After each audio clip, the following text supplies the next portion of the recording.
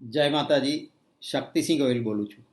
આજે આપની સાથે આ વાત કોઈ રાજકીય માણસ તરીકે નહીં, સમાજના એક દીકરા તરીકે, સમાજના એક અંગ તરીકે દુઃખી મને આ વાત કરું છું.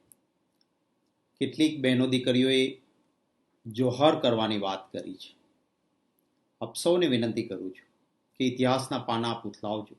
મારી એ બહેનો દીકરીઓની લાગણીને હું સલામ કરું છું, પરંતુ સાથોસાથ હું કહીશ કે જોહાર ક્યારે થાય? જ્યારે કોઈ પણ પુરુષ સમાજનો લડવાની ક્ષમતામાં ન હોય અને પરિસ્થિતિ એવી થઈ હોય કે સ્વમાન ભેર જોહર કરીને પોતાના સિદ્ધાંતોને જાળવવા માટે આખરી ઉપાય તરીકે જોહર થાય. જ્યાં સુધી લડી શકવાની ક્ષમતા સમાજના બીજા લોકો પાસે હોય, જ્યાં સુધી સિદ્ધાંત માટે શહીદી વોરવાની પણ તૈયારી હોય, ત્યાં સુધી ઇતિહાસમાં ક્યારેય બહેનો દીકરીઓએ જોહર નથી કર્યા. એટલે આ વાત આપણે સૌએ આપણા દિમાગમાંથી કાઢી નાખવી જોઈએ. જોહર કરવાની વાત નહીં કરવી જોઈએ.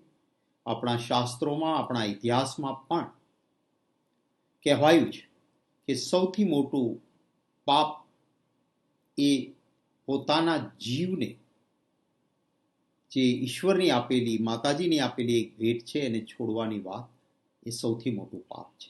હું સમજી શકું છું કે માત્ર ક્ષત્રિયો જ રાજા મહારાજા નહોતા. રાજપૂતો સિવાય પણ જેમણે રાજસત્તાઓ ભોગવી હતી એમાં આદિવાસી સમાજથી લઈને, ઠાકોર સમાજથી લઈને, કોળી જ્ઞાતિથી લઈને, રજપૂત સમાજ હોય, કારડિયા સમાજ હોય, ત્યાં સુધી કે કેટલાક પાટીદારોએ પણ શાસન કર્યું હતું. અને એમાંના કોઈએ પણ ક્યારેય અંગ્રેજો સાથે રોટી બેટીનો વ્યવહાર નહોતો કર્યો. જે બોલાયા છે શબ્દો એ આઘાતજનક શબ્દો છે, એના માટેની લડાઈ જરૂર કરીએ, પરંતુ વિનંતી છે કે જોહરની વાત ક્યારેય ન થવી જોઈએ. સવાલ એ અસ્મિતાનો, સ્વાભિમાનનો સવાલ છે. એક વ્યક્તિના બોલાયેલા શબ્દો સામેનો હોય, એમના સામેનો રોષ હોય, અને આટલા દિવસો સુધી એક જવાબદાર રાજકીય પક્ષે તાત્કાલિક નિર્ણય કરી લીધો હોત તો કદાચ આ પરિસ્થિતિ પણ ન થઈ હોત. પરંતુ એ પક્ષે પણ નિર્ણય નહીં કરીને પરિસ્થિતિને વધુ વણસાવી છે. પરંતુ હું સૌને સંયમ રાખવા કહીશ. સાથોસાથ એ પણ કહીશ, રક્ષયતે ઇતિ ક્ષત્રિય. ક્ષત્રિય કોમવાદી નહીં, સિદ્ધાંતવાદી રહ્યા છે. અને એટલા જ માટે તમામ વર્ગ, ધર્મ, જ્ઞાતિના ભાઈઓનો વિશ્વાસ આપણા ઉપર રહ્યો છે. આ વિશ્વાસને ટકાવી રાખવો પણ જરૂરી છે. કેટલાક મિત્રોએ સમાજ વિરુદ્ધ વાતાવરણ ઊભું કરવાનો પ્રયત્ન કર્યો, એમને પણ હું તો કહીશ કે મહેરબાની કરીને આવા પ્રકારની ચેષ્ટાઓ ના કરતા. ગામડામાં તમામ જ્ઞાતિઓ એક પરિવારની જેમ જીવે છે. ગામમાં એક નાના ગામડામાં કોઈના પણ ઘરે એક દુઃખનો પ્રસંગ હોય તો આખું ગામ દુઃખી હોય છે. અને કોઈ એકને ત્યાં સારો પ્રસંગ હોય તો જ્ઞાતિ, જાતિ, ધર્મ ભૂલીને આખું ગામ એને આનંદથી ઉજવતું હોય છે. ત્યારે સૌના શિરે આ જવાબદારી છે. અને ખાસ કરીને હું કહીશ કે પાટીદારો અને ક્ષત્રિયો વચ્ચે તો હંમેશા આત્મીયતાનો સંબંધ રહ્યો છે. અમારા ક્ષત્રિયોના વ્યવહાર મુજબ લગ્ન કરવા માટે વરરાજા નથી જતા. એમની તલવાર ગઈ હોય, વેલ ગઈ હોય, ને વેલ આવે ત્યારે એ વેલનો ઉતારો એ પાટીદાર ભાઈના ઘરે રાજપૂતની વેલનો ઉતારો હોય છે. અને એ જવતલિયા ભાઈ બને છે. અને એ પાટીદાર આવતી એ પેઢીના એ મોસાળ હોય છે. અને એ મામા તરીકે, કદાચ પહેલા મામા તો દૂરના ગામમાં રહેતા હોય, પણ એ પાટીદાર પરિવાર જે મામા તરીકે, એક મોસાળ પક્ષ તરીકે એક આત્મીય સંબંધોથી એવી રીતે જોડાયેલો હોય છે કે જ્યાં જાતિનો ભેદ ક્યારેય દેખાયો નથી. આવા ઉત્તમ રિવાજો અને સંબંધોને ક્યાંય કાળી ટીલી ન લાગે એની ચિંતા આપણે સૌએ પૂરેપૂરી કરવાની છે. રાજકારણ નથી કરતો આવા બાબતોમાં. આવી બાબતો મારા માટે ભાવનાઓની, લાગણીઓની બાબતો એ મારી રાજનીતિથી મેં હંમેશા ઉપર રાખી છે. રાજકીય લાભાલાભ માટે કોઈને પણ નુકસાન થાય પણ મને ફાયદો થાય એવી રાજનીતિ મેં નથી કરી.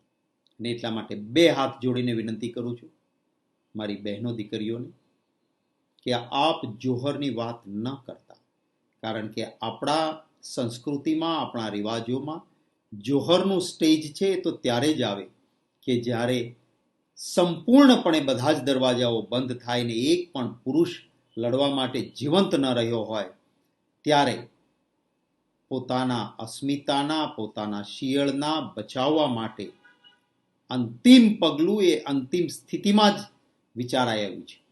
ત્યારે આ વારંવાર કેટલીક બહેનો દીકરીઓ પાસેથી જોહરની વાત આવે છે. એટલા માટે ભારે મન સાથે આ વિડીયો આપની સાથે શેર કરું છું.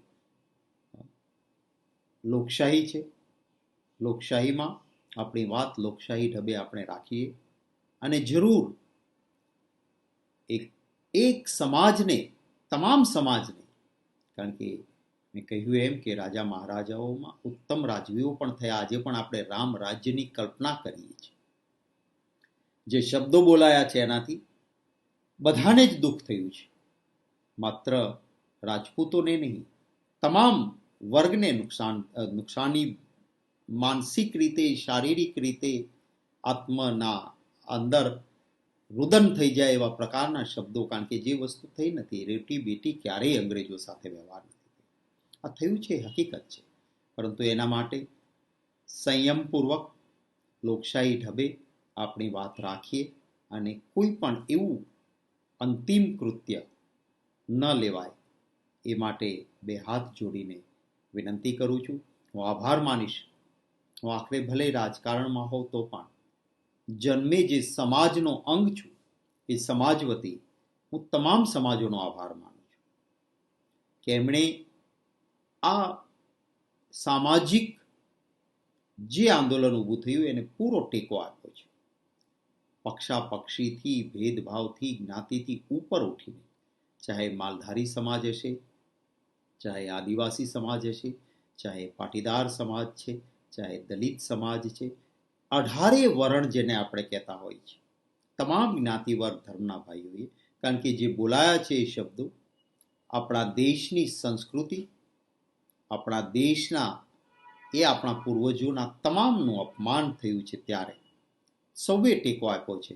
એનો એક સમાજના અંગ તરીકે એ તમામ વર્ગનો ખૂબ હૃદયપૂર્વક આભાર માનું છું અને ફરી વિનંતી કરું છું કે આપણી વાત, આપણા જે સંસ્કારો છે, રક્ષેતે ઇતિ ક્ષત્રિય, એ સંસ્કારો સાથે જ આપણી વાત આપણે મૂકીએ એટલી વિનંતી સાથે આપ સૌને શુભકામનાઓ. જય માતાજી.